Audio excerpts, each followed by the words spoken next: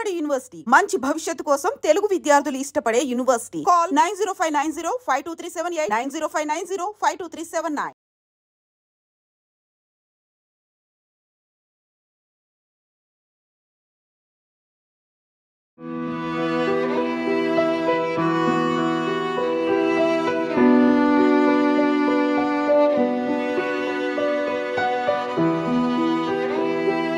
జమ్మూ కాశ్మీర్లో ఘోర ప్రమాదం అయితే జరిగింది. అంటే సైనికుల వాహనం లోయలో పడిపోయింది. ఇప్పటికీ మనకు సమాచారం ప్రకారం అయితే 3 జవాన్లు ప్రాణాలు కోల్పోయినట్టుగా తెలుస్తోంది. అయితే జమ్మూ నుంచి వీళ్ళు శ్రీనగర్కు వెళ్తూ ఉండగా ఈ ఘటన అయితే జరిగింది. ఎగ్జాక్ట్లీ ఎక్కడ అంటే రాంబాన్ జిల్లాలోని బట్టేరా చార్మా వద్ద జాతీయ రహదారి ఇది 44 దగ్గర ఉదయం 11:30 ప్రాంతాల్లో సైనిక వాహనం అదుపు తప్పి పక్కనే ఉన్నటువంటి 700 అడుగుల లోతైన లోయలోకి దూసుకు వెళ్ళిపోయింది. సో మనం చూడొచ్చు ఆ వాహనం అసలు గుర్తుపట్టరానంతగా పూర్తిగా నుజ్జునుజ్జు అయిపోయింది. జమ్మూ కాశ్మీర్ అంటేనే మనకు తెలుసు అన్ని కొండలు గుట్టలు లోయలు ఉంటాయి కాబట్టి చాలా మలుపులు కూడా ఉంటుంది ఆ రోడ్. సో చాలా జాగ్రత్తగా వెళ్తూ ఉంటారు. అంటే ఆర్మీ వాళ్ళకు కూడా జనరల్లీ అలవాటే ఉంటుంది. మరి ఇక్కడ ఏం జరిగిందో ఏంటో తెలియదు కానీ ఈ వాహనం చూస్తే మాత్రం పూర్తిగా అసలు గుర్తుపట్టరానంతగా నుజ్జు అయిపోయింది. అందులో మిగతా జవాన్లు కూడా పూర్తిగా గాయపడ్డ పరిస్థితి. ఎందుకంటే 700 అడుగుల లోతైన లోయలో పడిపోయింది కాబట్టి చాలామందికి గాయాలయ్యాయి.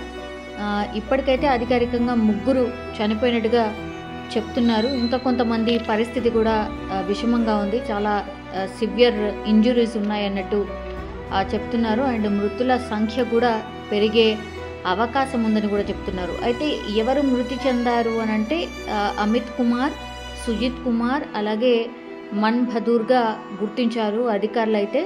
సో వాళ్ళ ఫ్యామిలీ మెంబర్స్కి అయితే ఇన్ఫర్మేషన్ ఇచ్చిన పరిస్థితి.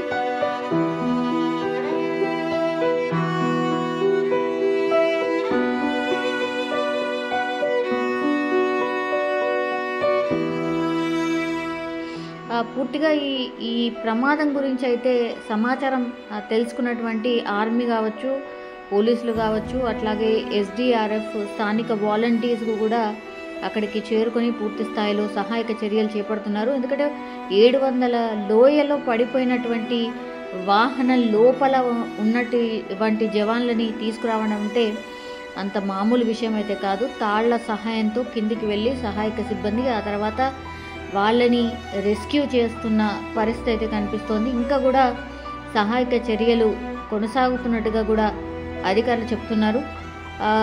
అక్కడ ఎక్కడైతే సంఘటన జరిగిందో అక్కడ పూర్తి స్థాయిలో అసలు అంటే ఆ వెహికల్ నుజ్జు అయిపోయింది అంటేనే మనం అర్థం చేసుకోవచ్చు ఎంత భయంకరంగా ఈ యాక్సిడెంట్ జరిగింది అనేసి. అండ్ లోయలో పడిపోయిన తర్వాత అంత హైట్ నుంచి వెహికల్ కింద పడిపోయింది, ఒకటి నుజ్జు అయిపోయింది. ఆ తర్వాత అందులో ఉన్నటువంటి వాళ్ళు కూడా కొంతమంది బయటకి పడిపోయినట్టుగా చెప్తున్నారు. అట్లాగే పూర్తిగా ఆ ప్రాంతం అంతా కూడా రక్తసిక్తం అయిపోయింది.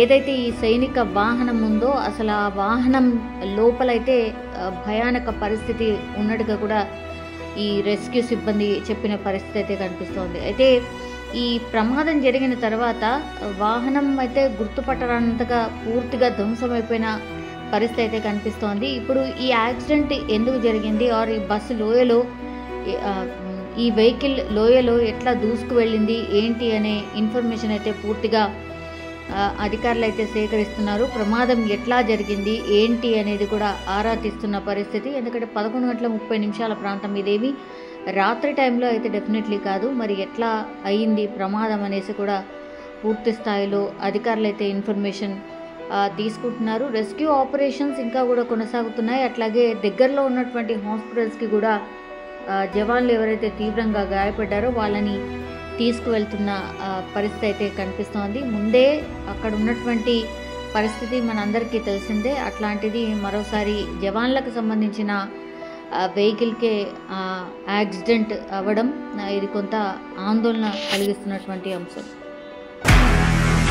నిజంగా ప్రస్తుతం ఉన్నటువంటి సమాజం దేనికి ప్రయారిటీ ఇస్తుంది? ఆర్థిక సంబంధాల చుట్టూ మాత్రమే తిరుగుతోంది. మళ్ళీ ఎన్నికలంగానే చాలా విరక్తి కలుగుతుంది. మంచి అనిపిస్తుంది కదా, లేడీస్ కూడా ఛాలెంజింగ్ జాబ్స్ చేసినప్పుడు చాలా బాగుంటది. ట్రాఫిక్ అసిస్టెంట్స్ గా నియమించిన ట్రాన్స్జెండర్స్ అందరితో సాల్యూట్ చేయించుకుంటున్నారు. ఫుడ్ డెలివరీ ఇవ్వటానికి వెళ్ళినటువంటి డెలివరీ బాయ్ అనిల్ పై కళ్ళ ముందు